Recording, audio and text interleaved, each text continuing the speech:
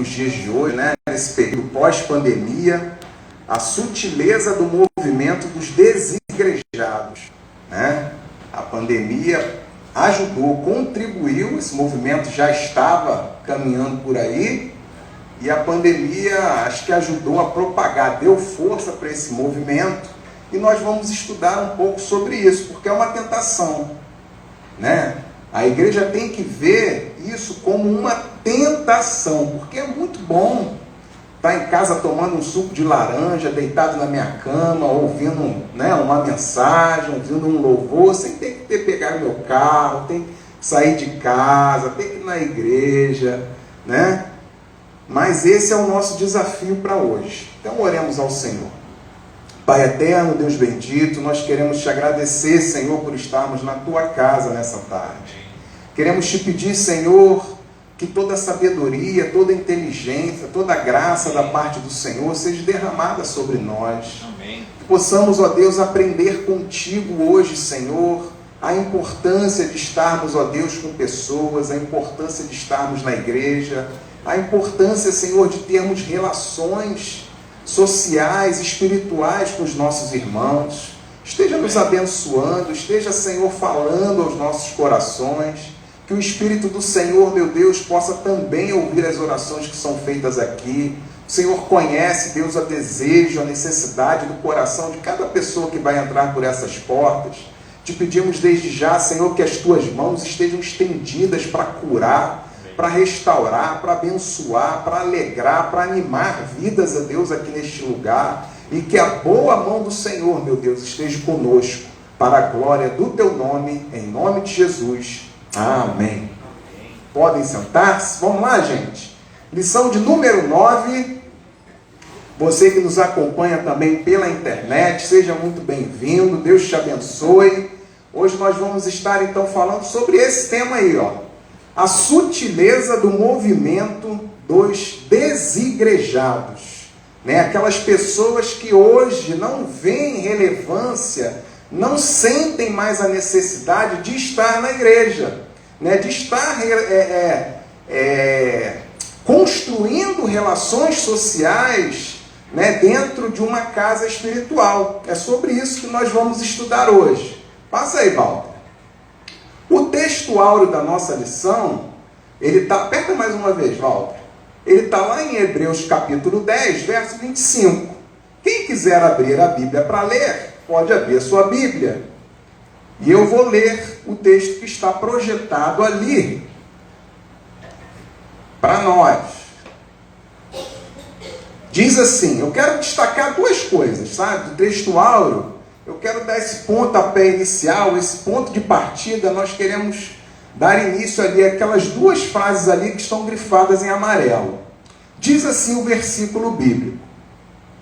Não deixando a nossa congregação, como é costume de alguns, antes admoestando-nos uns aos outros, e tanto mais quanto vedes que vai se aproximando aquele dia. Hebreus capítulo 10, verso 25.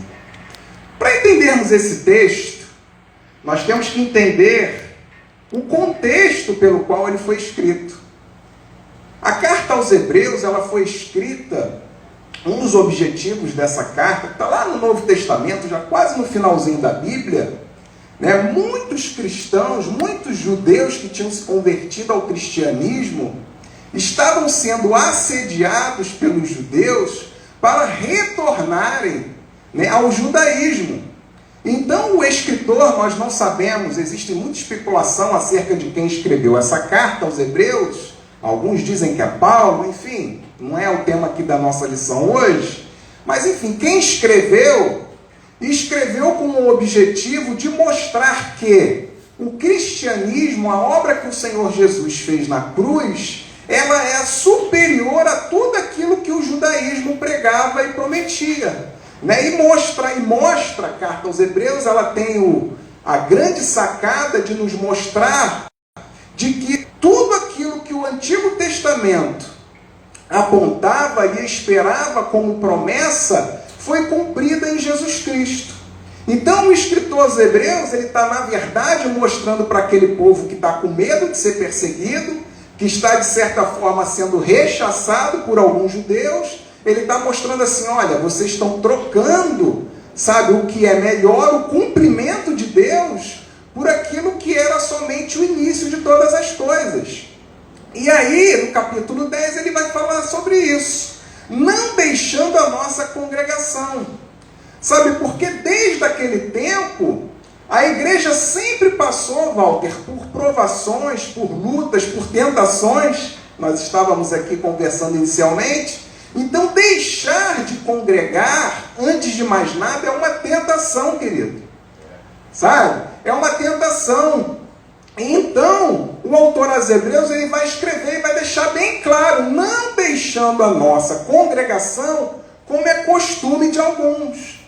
Então, nós temos que entender, primeira coisa, que eles começaram a abandonar a igreja, abandonar, né, o círculo espiritual, primeiro por causa de perseguição, né, porque judeus estavam perseguindo cristãos, né, e muitos deles se sentiam ameaçados e acabavam debandando novamente para o judaísmo.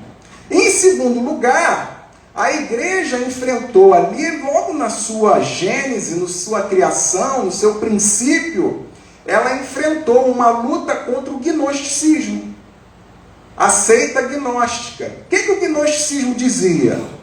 O gnosticismo era uma seita onde, vou resumir aqui, tá? Mas eles,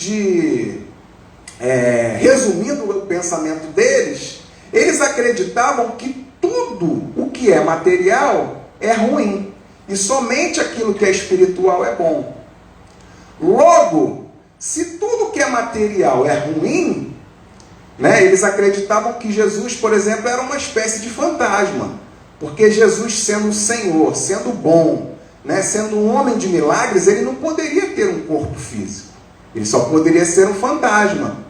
Mas o gnosticismo, ele, de certa forma, ele mostrava para os seus seguidores que eles deveriam buscar, né, uma certa distância de um mundo corrompido e de um mundo podre. Afinal de contas, quando nós olhamos para o mundo, é isso que nós vemos. É corrupção, é mentira, é engano, é tanta torpeza, é tanta coisa difícil de encarar, que a nossa atitude, às vezes, mais natural é fazer o quê? É o isolamento.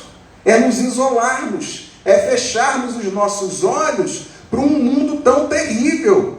E é interessante que a gênese do próprio monasticismo, quando nós vamos estudar a história da igreja, os primeiros monges, eles começaram a se tornar monges justamente por isso.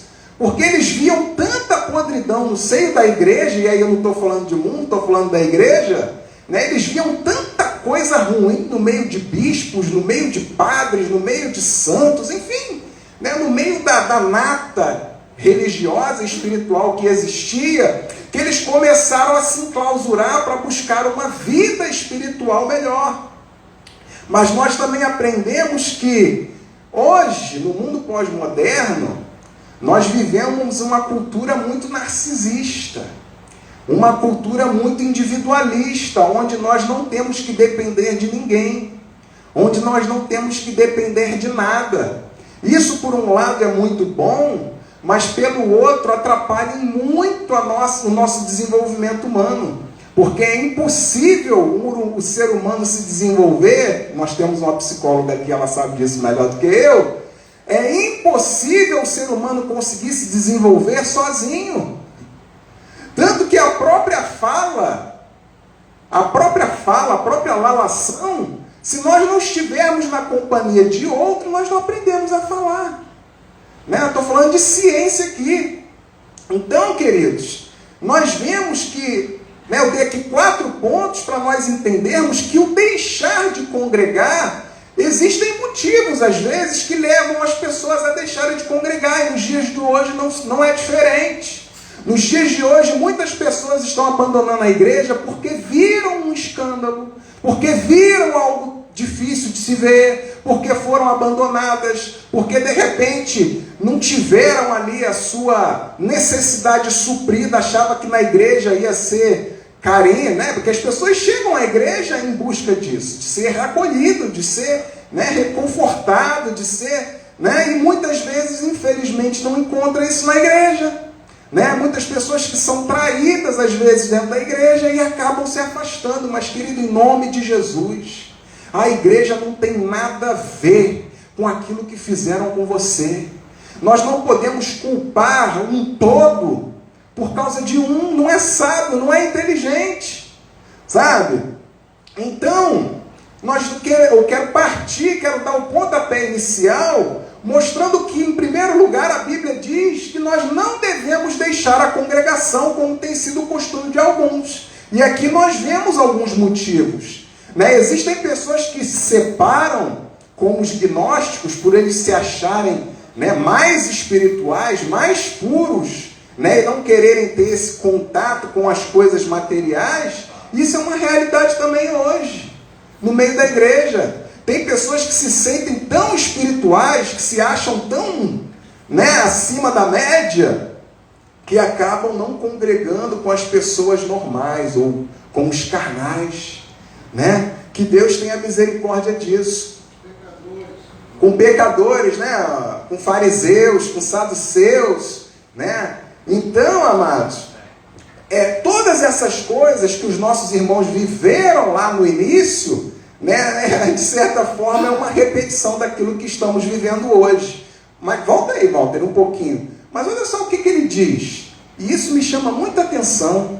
Ele diz: admoestando-nos uns aos outros. Quem é que nos dias de hoje quer ser admoestado? Está aí um outro motivo. Sabe por que muita gente não quer estar na igreja? Porque não quer passar por confronto. Porque quando eu venho para a igreja, eu sou confrontado. Sou confrontado pela palavra que é pregada. Sou confrontado por pessoas que estão vendo meus comportamentos.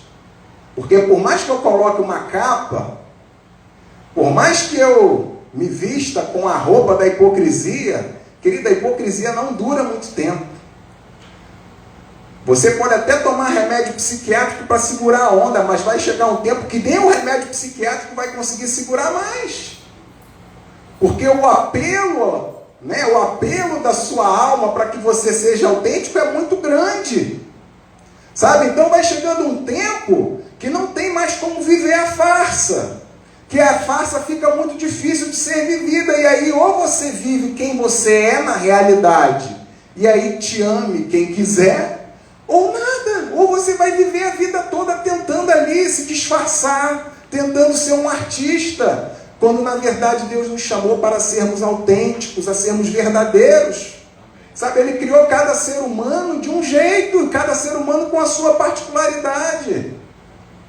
Então hoje, muitas pessoas estão deixando de vir à igreja porque não querem ser admoestados. E hoje, nós mesmos que estamos na igreja, às vezes nós pensamos 2 ou 3 vezes de admoestar alguém.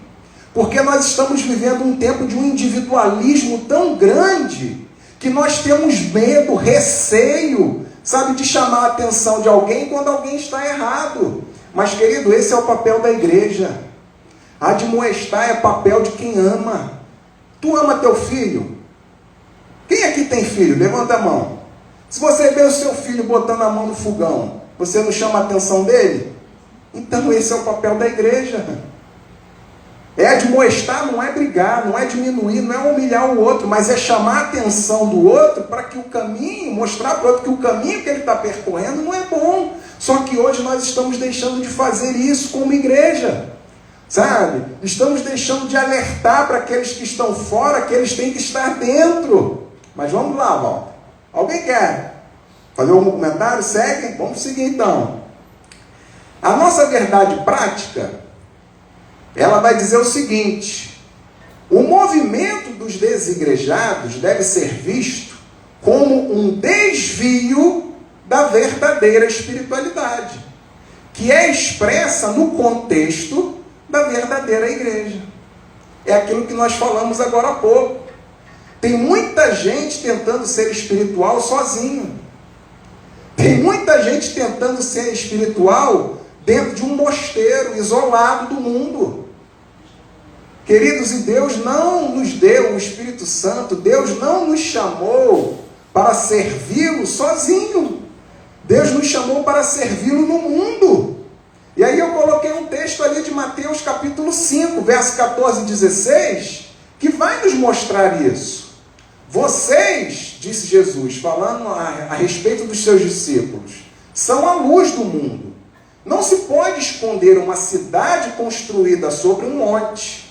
E também, ninguém acende uma candeia e a coloca debaixo de uma vasilha. Pelo contrário, coloca no lugar apropriado e assim ilumina a todos os que estão na casa.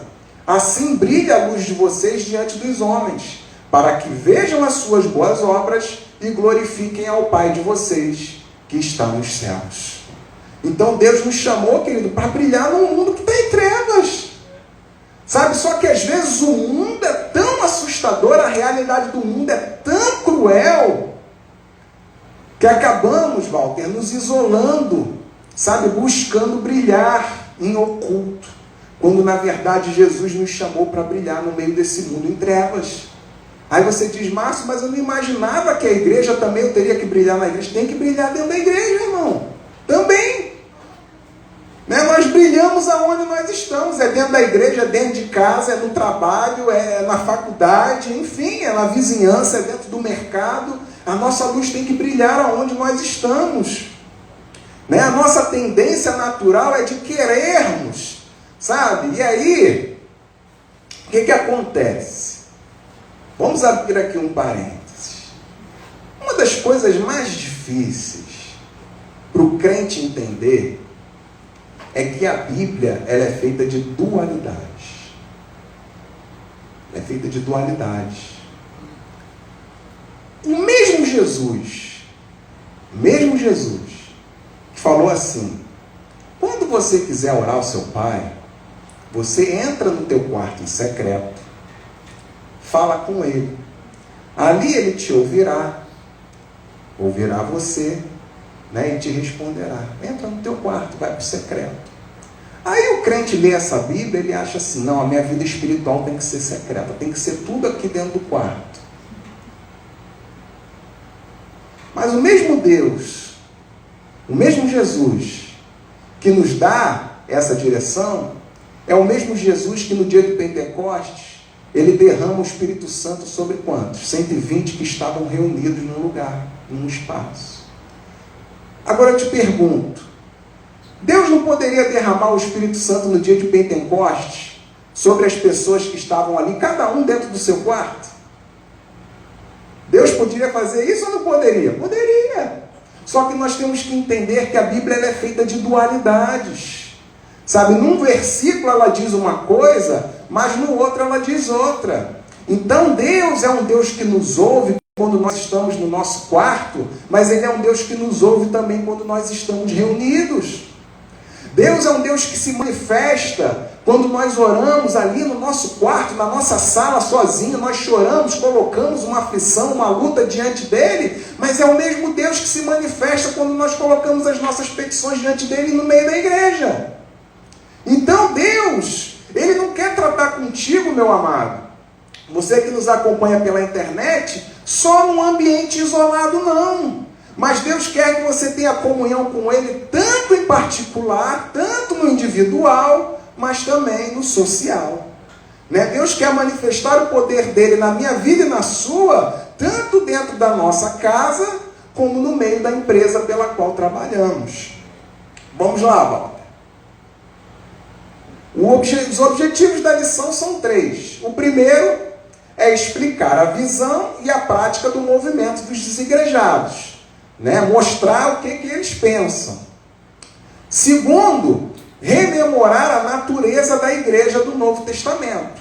Né? Nós trazermos à memória, né, que a igreja do Novo Testamento ela era uma igreja, né, social, era uma igreja que avançava, né, no coletivo. Né? Tinha o seu quê individual, mas ela também avançava coletivamente. E terceiro, confirmar a importância e a necessidade da igreja. Então vamos lá? Introdução. O que pensa um desigrejado? Quais seriam suas crenças? que ele pratica?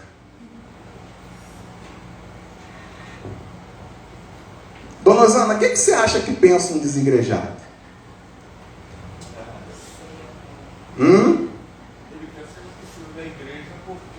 Ele não precisa da igreja por quê, Val? Porque Deus está em qualquer lugar. Então... Deus está em todos os lugares. No YouTube tem tanto pregador bom, né? A gente pega o dedinho assim, ó, entra no YouTube, aí, ó, esse pregador aqui, a gravata dele é roxa, não gosto. Esse aqui, a gravata dele é vinho, não gosto. Esse aqui tá com terno salmão, não gosto. É assim, né? Parece que nós estamos escolhendo o que vamos comer. Então, na verdade, o desigrejado, ele pensa disso, ele pensa que ele não tem necessidade da igreja. Mas eu quero dizer para você, desigrejado, uma coisa: você pode até achar que você não precisa da igreja, mas tu sabia que a igreja precisa de você? Você sabia que tem pessoas dentro da igreja que precisam do teu abraço? Você sabia que tem pessoas que estão precisando do seu aperto de mão? Só que você está aí no teu sofá, você está aí na sua cama, você está aí com o seu ar-condicionado ligado, com o seu telefone bom, 5G na mão, tirando onda com os pés para o alto, enquanto tem pessoas aqui precisando de um abraço teu, precisando da tua oração, precisando da tua sabedoria, precisando do dom que Deus te deu, querido. Um dos fatores que tem afetado a mente do desigrejado é ele olhar para a igreja só como algo que ele não precisa, mas ele se esquece que a igreja precisa dele. Querido, Jesus poderia fazer toda a obra que a igreja tem feito através de anjos, mas diz a Bíblia que ele nos deu a honra de proclamarmos o Evangelho em 1 Pedro 2,9. Essa obra que Deus nos deu para fazer, de pregar, de evangelizar, de chorar com o outro, de dar um quilo de arroz, de orar junto, de apertar a mão, um abraço. Porque às vezes um abraço, meu irmão, tem mais valor do que 10, 15 mil reais. Sabe, quem já viveu aqui momentos difíceis sabe do que eu estou falando. Às vezes o que nós queremos é só um apoio moral. Sabe, é só ouvir que tem alguém orando conosco, alguém orando pelo nosso casamento, orando pelo nosso filho, pela nossa família. Isso o desigrejado às vezes não pensa. E Deus poderia ter dado essa obra, essa tarefa para os anjos, mas Deus deu a mim e a você. Ele confiou a mim e a você. Amém. Vamos lá, Walter. Parte 1. Visão e prática do movimento dos desigrejados. Um ensino anti-institucional. Então, a primeira coisa, o que o desigrejado pensa? O que ele guardou no coração dele? Ele guardou um ensino anti-instituição no coração dele.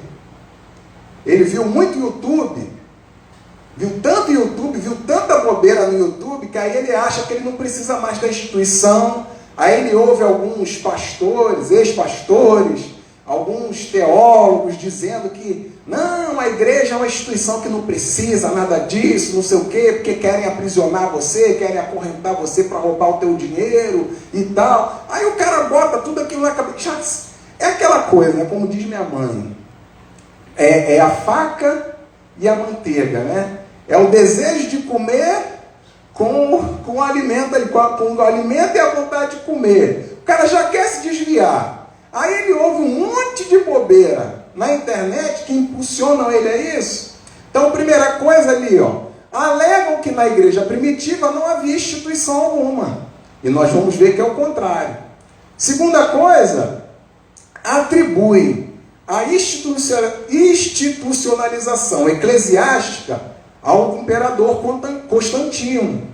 Né? Dizem eles, e muitos deles, né, que a igreja só passou a ser uma instituição depois que Constantino, né, oficializou o cristianismo como religião oficial do Império Romano. Né? E eles pensam, né, que a partir disso a igreja se apostatou, né, e que não é mais aquela igreja pura que nós vemos no Atos dos Apóstolos. Então é uma bobeira. Né? A institucionalização gerou uma igreja apóstata. É isso que eu estou falando. Passa aí, volta. Tem uma setinha aí. É evidente que a igreja existe fora da estrutura física e arquitetônica, mas inicialmente ocorreu por causa das perseguições. Boa tarde, Érica. O que nós temos que entender? Que a igreja... Fala, Anderson. Esses igrejados também inseridos aqui, pessoas que vão de igreja em igreja, várias igrejas. Sim, você tocou num ponto bom. Domingo eu estou aqui, Sim, outro domingo eu estou em outro. eu ia abordar isso aqui. Vínculo, né? Não quer compromisso. Sem vínculo. Sem vínculo, sem compromisso. O que acontece, irmãos? Olha, eu não vou ser hipócrita, né? Nem vou ser mentiroso. Tem domingo que nós viemos para cá, eu vou dizer de mim, tá? Não vou dizer vocês, não, vocês é diferente, sou eu só. Vocês são diferentes. Mas tem domingo que eu chego aqui arrastado, irmão, sem vontade nenhuma de estar aqui. Correto? É casa de Deus, é bênção, é melhor estar na casa de Deus do que estar em 1000 outros lugares, como diz Davi. Mas tem domingos que a gente está aqui arrastado. Mas, querido, quantas vezes eu cheguei aqui arrastado, sem vontade, com desejo de voltar daquela porta ali para trás, deitar na minha cama e descansar e não ver ninguém. E quantas vezes eu saí daqui, como se eu tivesse, sei lá, sido renovado de uma maneira assim extraordinária. Sabe, como se eu tivesse rejuvenescido, sei lá, uns 20 anos pelo menos. É a graça de Deus que ocorre. Diz um salmo que Deus ordena a bênção no meio da comunhão, a bênção e a vida, né? Quando nós estamos congregados em comunhão. Então essas coisas acontecem. Isso que o Anderson falou é uma grande verdade. Porque tem pessoas também hoje que não querem ter compromisso com uma congregação local. E aí, Anderson, eu estava lendo um comentarista de Hebreus, nesse capítulo que nós lemos aí, Hebreus 10, 25, uma das coisas que o cara estava comentando era o seguinte, que o termo grego que é usado ali para o deixar de congregar, ele também significa não somente as pessoas que deixam de vir para a igreja, Walter, mas são aquelas pessoas que não querem ter compromisso com uma igreja local. Segunda está aqui, terça está ali, quarta está em outro lugar. Irmão, você vai firmar? Vamos me batizar? Não, não quero agora não. Sabe? É claro que todo mundo tem o seu tempo, todo mundo tem o seu momento. Né? Nada tem que ser forçado, nem tem que ser feito de uma maneira emocional. Mas existem muitas pessoas que querem ter compromisso só com a bênção de Deus. Só com aquilo que Deus quer dar. Mas quando Deus pede um compromisso, pede uma responsabilidade, não, aí eu estou fora. Então isso, de certa forma, também está dentro do movimento de igreja. Obrigado, Anderson. Muito bom o seu comentário, eu tinha colocado aqui. Mas nós temos que ver que, inicialmente, a igreja não era institucionalizada. Por quê? Porque eles estavam debaixo de perseguição. Mateus capítulo 18, verso 20. Não vou aqui para a gente ganhar um tempo. A igreja estava debaixo de perseguição. Mas chegou um tempo em que ela teve que ser institucionalizada. Não existe nada na Bíblia que deponha contra o uso de templos ou locais de oração. É só você ler Atos. Quando nós lemos Atos dos Apóstolos, nós vemos Paulo alugando um local para fazer dali, daquele local, uma igreja. Nós vemos eles usando escolas, né? Escolas como locais de oração, de adoração, né? Casas, né? Muitas vezes casas que eles se reuniam, enfim. Vamos lá, Walter. Então a primeira parte, né? Qual é a visão prática do movimento deles? É um ensino anti-institucional. Eles tentam pensar na Bíblia, sabe? Não, porque Jesus não criou igreja nenhuma. Jesus não criou, sabe, templo nenhum. Claro que Jesus não criou templo nenhum. Mas isso não quer dizer que nós não podemos ter, né? Pode passar, Walter. E a segunda parte do ensino deles é um ensino anticlerical. É um ensino contra a liderança. São contrários a qualquer sistema de governo da igreja, pois, na verdade, os desigrejados não suportam liderança alguma. Sabe, então tem pessoas que não querem se submeter a ninguém, que não querem, sabe, ter ninguém como líder. São pessoas insubmissas, né? Uma raiz dos dias de hoje. 2 Timóteo capítulo 4, 3 e 4 vai falar sobre isso. Se alguém aí puder abrir para ler, acha aí, Anderson, para a gente aí. 2 Timóteo 4, 3 e 4. É um vírus do fim dos tempos. Então são pessoas que não querem se submeter a liderança alguma.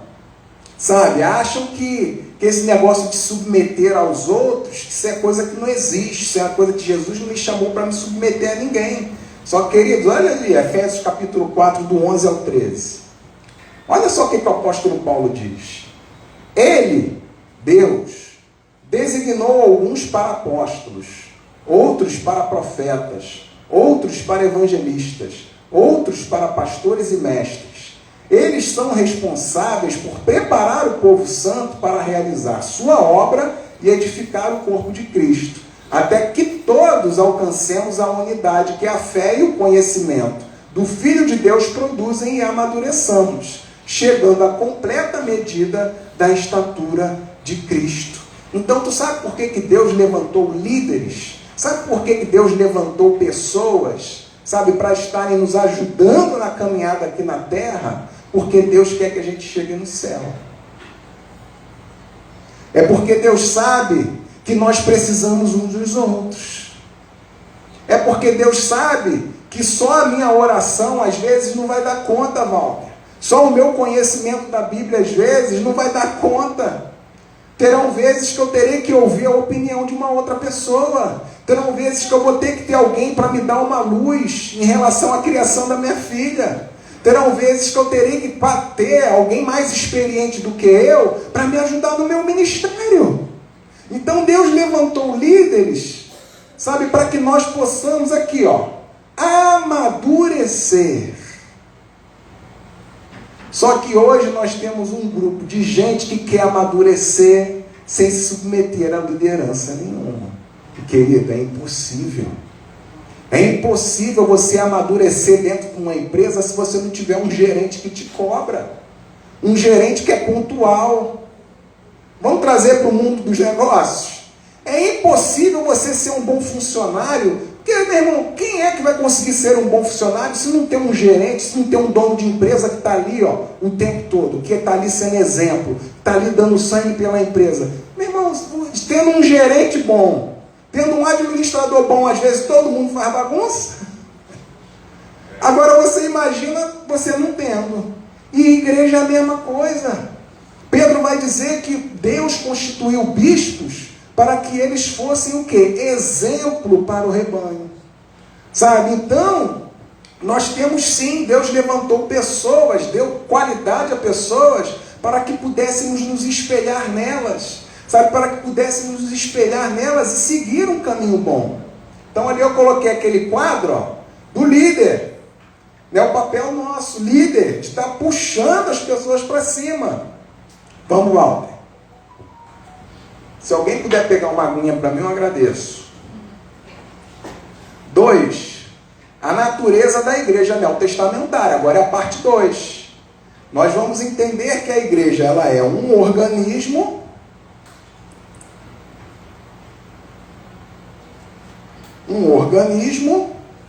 E ela é uma organização. E aí eu coloquei um videozinho aqui que o Walter vai projetar para mim. Um videozinho de 1 minuto e pouco, mais ou menos, que nós vamos entender, amados, quando o apóstolo Paulo, segura só um pouquinho, Walter, quando o apóstolo Paulo, ele faz uma tipologia, faz uma figura, mostrando que a igreja, ela é o corpo de Cristo, um corpo, para ser um corpo, Alexandre, ele precisa de todas as partes. Eu não estarei vivendo a minha saúde plena se eu não tiver o meu dedinho aqui. Ninguém liga para dedinho, né? Até aquele dia que está frio que a gente bate com ele na quina da escrivaninha. Né? Aí a gente vê aquele... Né? Ninguém liga para o apêndice. Alguém liga para o apêndice? Eu vou ver como é que o meu apêndice está. Ninguém quer saber de apêndice. A gente quer saber de cabelo, de sobrancelha, quer saber de barriga, de braço, mas de apêndice ninguém quer saber, até um dia que ele dá ruim, aí tu vê que é importante, né? Então esse vídeo é um vídeo que vai nos mostrar, queridos, como é importante o outro, como é importante, sabe, a relação em sociedade dentro da igreja. Passa aí, Walter, pra gente.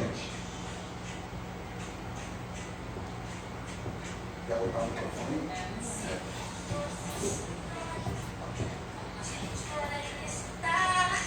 Se o corpo todo fosse orelha, como a gente poderia cheirar? Se o corpo todo fosse mão, como a gente poderia andar? Se o corpo todo fosse pé, como a gente poderia cantar? Assim como cada parte do corpo é diferente e importante pra todo. Ninguém pode fazer nada sozinho, todos juntos no complemento do outro. Assim como cada parte do corpo é diferente e importante para todo. Ninguém pode fazer nada sozinho, todos somos o complemento do outro.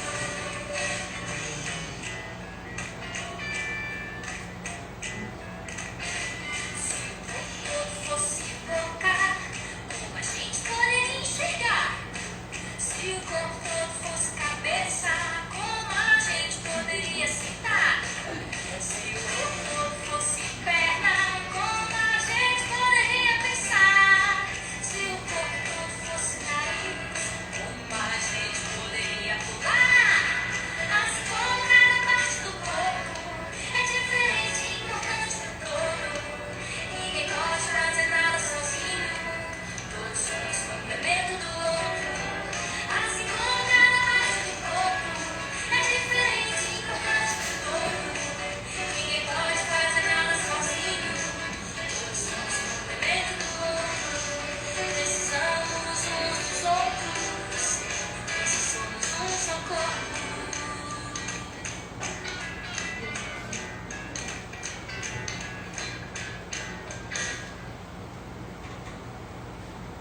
Renato, você é importante para essa igreja. Dani, você é importante para essa igreja. Irmão Alexandre, você tem uma importância dentro dessa igreja. Gabi, e a mamãe da Gabi, que eu esqueci o nome, Isabel, vocês são importantes nessa igreja. Osana, de repente, se não fossem muitas as suas muitas orações, eu não estaria aqui hoje, pregando, ensinando. Aida, você é importante para o corpo de Cristo. Walter, você é importante para o corpo de Cristo. Anderson, você é importante no ministério diaconal. Ainda que às vezes a gente sente uma luta tremenda, ainda que às vezes venha uma vontade de desistir, mas você é importante para essa igreja. Eu quero te dizer nessa noite que você tem importância para Deus, amado. Porque às vezes nós nos achamos, sabe, tão indignos. Às vezes nos achamos assim tão, sabe, mesquinhos. Nos sentimos como um dedinho às vezes, como uma unha, né, que passa despercebido. Mas nessa noite, pelo Espírito de Deus, eu quero dizer que você é importante, amado, no corpo. Você que está em casa, que de repente está sem vontade de vir para a igreja, você é importante na sua igreja. Volta hoje para a sua igreja, ainda dá tempo. Bota um chinelo no pé e vai para lá, porque de repente Deus quer te usar, querido. Sabe? É importante sim. Qual é o legado que você vai deixar, querido? Sabe, às vezes nós perdemos o sentido da vida, ficamos em crise, perdemos o sentido da vida. O sentido da vida é servir alguém, é servir a igreja, é servir a Deus. Só que nós só pensamos nisso, sabe quando? Quando estamos deitados numa enfermaria contando as gotas de soro. Aí nós queremos prometer para Jesus: se o Senhor me tirar daqui, eu vou para a igreja todo dia. Jesus, se o Senhor me tirar... Não é assim, irmão? É na hora que nós estamos lá dentro de uma enfermaria, que a enfermeira chega com uns trem desse tamanho aqui, ó, para injetar na nossa veia, que nós falamos assim: Jesus, como eu queria estar agora na igreja, como eu queria estar agora orando, como eu queria, Jesus, agora estar lendo a Bíblia. Vamos lá, Walter. A igreja também ela é uma organização. A igreja primitiva, ela tinha líderes, ela tinha um sistema de governo. Inicialmente não tinha, era só a liderança de Jesus. Mas após Jesus ascender, as coisas começaram a se organizar, não ficou largado de qualquer maneira, como muitos na internet hoje pregam e ensinam, né, que não precisa de liderança de ninguém. Usam até um texto, aquele texto de João: vós tem a unção, né, e não precisam mais que ninguém vos ensine nada. Ah, então você aprende tudo sozinho? Não. Nós temos a unção, nós temos o Espírito Santo nos ensina a palavra, o Espírito Santo nos ensina a orar, mas nós também temos pessoas que são cheias de Deus para nos orientar e para nos ajudar na nossa caminhada. Então a igreja primitiva, ela tinha um sistema de governo formado por apóstolos, por profetas, por evangelistas. Tá aí, ó, referência a Atos capítulo 14, verso 23. Né, o concílio relatado em Atos capítulo 15. Por quê? Porque começou a ter uma divergência, a igreja começou a crescer, né, muitas pessoas começaram a se converter, e1inicialmente eles não sabiam ainda o que eles trariam do judaísmo para o cristianismo ou não. Né? Então, por falta de uma solidez doutrinária, né, tivemos o primeiro concílio, que é em Atos capítulo 15. Os apóstolos se reúnem para decidir o que a igreja passa a seguir a partir de agora e o que a igreja deixa de seguir. Sabe, uma releitura é feita do Antigo Testamento, porque Jesus ele é o cumprimento de todo o Velho Testamento. Então, a partir disso, um grupo dos apóstolos, né, que eram os que estavam ali com Jesus, eles se reúnem e começam a decidir, né? Com o passar do tempo, começam a se escrever as cartas para deixar um legado para o povo de Deus se orientar e seguir no mundo. Então, Atos capítulo 15 tomou essas medidas. Nós vemos essas medidas para regular e disciplinar a igreja que enfrentava problemas doutrinários. 3. Muitos não querem viver sob liderança pelo fato de terem sido feridos em outras ocasiões. E aqui eu tenho um recado para você, querido. Eu tenho um recado para você que de repente foi ferido por algum líder, por alguma pessoa, sabe, dentro da igreja, porque essas coisas infelizmente acontecem. Eu não estou aqui para tapar o sol com a peneira. Eu não estou aqui, sabe, para dizer que a igreja é o paraíso, não é. Que o paraíso é lá no céu. O paraíso é lá na presença dele. O paraíso é quando estivermos lá com o corpo glorificado, sem mancha, sem culpa, sem nada. Sabe, mas amado, em nome de Jesus, existe uma ferramenta que Deus nos deu. Uma ferramenta que Deus nos deu para que nós possamos prosseguir a nossa caminhada. E o nome dessa ferramenta se chama perdão. Perdão. Eu sei que você de repente admirava muito essa pessoa. Eu sei que de repente você tinha essa pessoa como um pai, como um líder, como um guia, como tudo. Sabe, mas em nome de Jesus, ele te feriu, você se desviou, você se desigrejou, mas em nome de Jesus, perdoa essa pessoa. Não puna a Deus por causa do erro dos homens. Porque às vezes nós acabamos punindo Deus por causa do erro dos homens. Lembra de Jonas? Lembra do profeta Jonas? Na verdade ali, qual era o grande sentimento que Jonas tinha? Era de punir a Deus. Jonas foi chamado para pregar numa cidade onde tinham muitas pessoas ruins, pessoas que eram inimigas, né, do povo de Israel, e Jonas não queria ir para lá pregar de jeito nenhum. Então, para ele não ir lá pregar para aquele povo ruim, ele começou a punir Deus, se escondendo dentro de um grande barco. Mas não adianta se esconder de Deus. Se você foi chamado por Deus, se você tem um chamado de Deus, um ministério do Senhor, se o Senhor te alcançou, querido, você pode se esconder onde tu quiser, mas o Espírito Santo chega uma hora que ele te laça e te traz para cá. Não adianta. Não adianta se esconder de Deus. Passa para a gente, Val. Parte 3. Já estamos aí dando início Ao final, alguém quer comentar, quer falar alguma coisa sobre essa parte 2? Não, Renato? Podemos ir?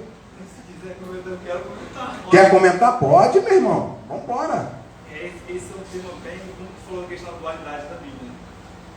Eu penso assim, que a própria Bíblia, ela também nos exorta, né, para que a gente viriam falsos profetas e falsos mestres nessa última hora. Muitos dos quais tu pode considerar até igrejado. Esse álibi é que muitos igrejados usam, né, para a questão da teologia da prosperidade, que entrou em muitas igrejas, etc. E tal. E até de alguma forma tem razão. De alguma forma, se tu for olhar, tem, não que justifique. Se tu for olhar, toda igreja saiu de uma igreja. A igreja católica, Lutero, vamos lá, pegar lá atrás, saiu do sistema, mas não deixou de congregar, né, por questões doutrinárias. Eu vejo assim, tem questões, né, eu posso dizer com uma certa convicção, porque já fui de 4 igrejas diferentes, né, e você sempre por questões doutrinárias, que você tem que tua fé não está mais evoluindo sobre alguma coisa, não porque tu está olhando para o homem. Eu acho totalmente válido, e não só é válido, como é para fazer. Entendeu? Se você chegou, não seria melhor que ninguém, chegou com um entendimento teológico. Eu vi muita gente já se convertendo na Universal e saindo de lá porque começou a entender a questão doutrinária. Veio que a Bíblia não evoluía e saiu, mas já ali teve o primeiro encontro com Deus com a graça, etc. e tal. Eu vou... Sabe o que acontece, Amado? É bem complexo esse... O que acontece? Nós temos uma tendência de terceirizar coisas que não devem ser terceirizadas. E uma das coisas que nós mais terceirizamos é aquilo que entendemos ou que acreditamos sobre Deus. Nós temos preguiça de ler a Bíblia, de orar para conhecer a Deus. Então eu fico só esperando que o pastor, que o irmão Márcio, que o profeta tal, que o YouTube me ensine quem é Deus. Sendo que vai ter um dia que nós vamos nos encontrar com Ele. E nós não vamos ter como dar desculpas para Deus. Então a maior necessidade que nós temos, por que teve a Reforma Protestante? A Reforma Protestante foi uma tentativa de colocar a Bíblia na mão do homem, para que o homem pudesse por si mesmo entender quem é Deus. Por isso teve a Reforma Protestante. Porque antes da Reforma Protestante, nós só sabíamos quem era Deus através daquilo que era falado, né, pela igreja. Mas hoje, querido, nós temos acesso. Nós temos acesso a saber quem é Deus. Eu quero te motivar aqui. Busque a conhecer o teu Deus. Sabe, busca entender, compreender. É claro que você é impossível compreender a Deus, senão ele deixa de ser Deus. Mas busque ferramentas. Aqui você tem ferramenta para compreender o teu Deus. Sabe, mas nós ficamos esperando muito, Renato. Sabe, muitos desigrejados, eles se tornam desigrejados justamente por esse fato. Pelo fato de estarem dando seus ouvidos, sabe, para que A ou B ensina, ao invés de eles mesmos buscarem quem é Deus. Né? E Jesus fala isso para os discípulos. Certa vez Jesus chega para os discípulos e fala assim: o que o povo fala de mim? Aí os discípulos: Jesus, estão falando que você é Jeremias, outros dizem que você é Elias. Aí Jesus fala assim: mas e vós? Quem dizeis que eu sou? Se nós fizéssemos uma pesquisa aqui hoje, quem é Deus? Será que muitos de nós saberíamos responder? Quem é Deus? Quem é Jesus? Como é que você é salvo? Para onde você vai se você morrer? O que acontece? Nós não sabemos estas coisas, nós não temos curiosidade por estas coisas. Esperamos que as pessoas nos falem sobre estas coisas e às vezes aprendemos tudo errado. Só um momentinho, Anderson. Deixa eu só dar uma... Faltam 5 minutos, mas eu vou te dar a oportunidade aí. Oi? 2 Timóteo. A gente termina com 2 Timóteo. A importância e a necessidade da igreja. É a parte 3. Queridos, A igreja, ela tem uma importância nas nossas vidas. Olha, eu vou contar aqui em 1 minuto o meu testemunho. Eu me converti aos 20 anos de idade. Eu fui nascido e criado dentro de uma favela no Rio de Janeiro. Sabe? O conceito que eu tinha do que é uma pessoa ser feliz é um. Era um conceito de jovem, que veio de uma classe baixa. Então, qual era o meu conceito de felicidade, pastor Josivaldo? Era beber, ter o dinheiro no bolso para comprar uma roupa de marca, ter um carro e sair para ir para o baile. Isso para mim era a referência de felicidade. Mas um dia eu vi a importância da igreja. Porque um dia eu entrei na Igreja Batista da Freguesia, eu fui convidado para assistir um filme. E lá eu vi mais de 20, 30 jovens, alegres, felizes, não porque estavam com dinheiro, não porque tinham bebido cachaça, não porque tinham bebido vinho, não porque estavam se prostituindo, mas porque estavam na presença de Deus. Ali eu entendi a importância da igreja. Ali eu entendi a importância que a igreja tinha para a minha vida. Ao ponto de eu chegar em casa falando assim, pensando assim, Jesus, eu quero aquela alegria para mim. Eu não quero mais depender, sabe, de a cada sábado eu tenho que comprar bebida, eu tenho que sair para um morro, ir para uma favela, ir para sabe, arrumar uma nova namorada para viver de pouquinho, de migalha em migalha para eu me sentir feliz. Não, eu quero me sentir feliz sem ter que passar por estas coisas. Sabe, ali eu vi a importância da igreja. E eu tenho visto a importância da igreja na minha vida há 20 anos, para a glória do nome de Jesus. Sabe, é difícil, às vezes é difícil. Às vezes dá cansaço. Mas eu louvo a Deus porque tem 20 anos que Ele tem me sustentado. Vocês têm sido uma alegria para mim. Essa igreja tem sido uma alegria para minha família. Momentos difíceis que passamos, que vocês estavam junto conosco, orando conosco, nos ajudando, intercedendo por nós. Eu sei a importância da igreja. Eu sei a importância que a igreja tem. Paulo sabia qual era a importância da igreja de Pedro quando eles estavam presos naquele cárcere. Diz lá em Atos capítulo 12 que quando a igreja orava por eles, Deus mandou um anjo do céu lá naquela prisão, libertar eles daquela cadeia, libertá-los daquela cadeia. Querido, a igreja tem sim coisas boas na igreja, sim. Infelizmente tem muita coisa errada, tem muitos pastores que são ladrões, sim, mas ainda tem um homem de Deus, ainda tem um remanescente fiel, ainda tem gente de oração, ainda tem gente que se preocupa com o outro, ainda tem gente querendo trabalhar por famílias saudáveis e sadias ainda no meio do povo de Deus. Então a igreja, ela tem sim uma importância. Efésios 2,19, Paulo diz, né, que a igreja é a família de Deus. E aí eu coloquei, é na igreja, meu irmão, que tem cura, salvação e paz para a nossa casa, para a nossa família. Atos 16:31, creia no Senhor Jesus e será salvo tu e tua casa. Sabe? Pode passar, Paulo. Parte B, a igreja como testemunha da salvação. Nós já falamos sobre esse capítulo, né? 1 Pedro 2,9. E aqui eu coloquei a tríplice missão da igreja. Como que a igreja não tem importância? A igreja tem uma importância social no mundo, amados. Social, todo dia quase eu passo ali naquela Cracolândia ali da Cidade de Deus. Quase todo dia tu vê um crente entregando marmita ali, fazendo obra social, falando de Jesus. Meu irmão, se não fosse a igreja, esse mundo já tinha explodido há tempo. Sabe? Já tinha acabado há tempo. A igreja ainda é uma pitadinha de sal que ainda tem nesse mundo. Sabe? Então a tríplice missão da igreja, que é adorar a Deus, que é cuidar de pessoas e que é falar de Jesus. Pode passar, Paulo. Conclusão do laço.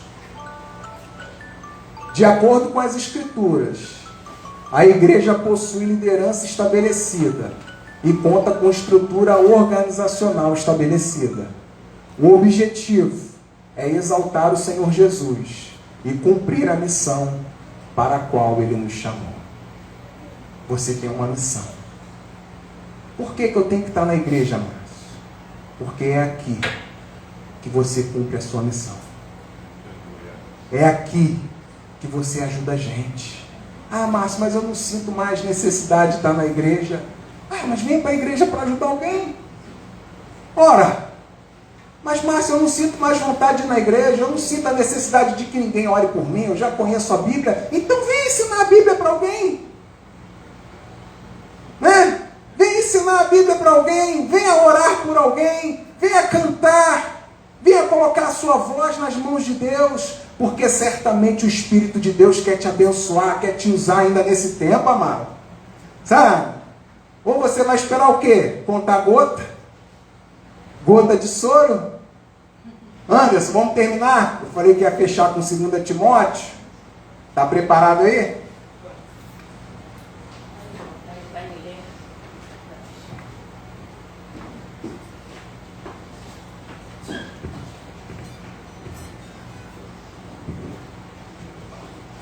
Então, 2 Timóteo 4, 3, 4. Porque virá tempo em que não suportarão a sã doutrina, mas tendo grande desejo de ouvir coisas agradáveis, ajuntarão para si mestres segundo os seus próprios desejos, e não só desviarão os ouvidos da verdade, mas se voltarão às fábulas.